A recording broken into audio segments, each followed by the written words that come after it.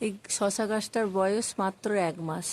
গাছটাতে প্রথম বসিয়েছিলাম একটা শিম গাছের পেটিটার পাশে একটা দানা পুঁতে দিয়েছিলাম। সেই দানাটায় আমি ভেবেছিলাম তুলে ফেলে দিব, তারপরে ভাবলাম না থাক, দেখি কি হয়।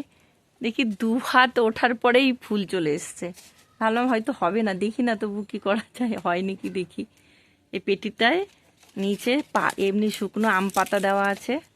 শুকনো আম পাতা দেওয়ার পরে ঘরের সবজিগুলো এতে ফেলে ফেলে দিতাম, ফেলে তারপরে লাস্টে মাটি দিয়ে একটু রেখে 2-4 দিন রেখে তারপরে দানাগুলো পুঁতে দিয়েছিলাম মাটির উপরে। এখন সেই মাটিগুলো আর একটু পরে মাটি দিতে হবে। এখন যেটা আছে মোটামুটি হয়ে যাবে। এর শিম গাছটাও পাশ দিয়ে উঠেছে, বেশিটাই শিম গাছ উঠেছে। আর একটাই মাত্র এই যে শশা গাছ, একটাই মাত্র।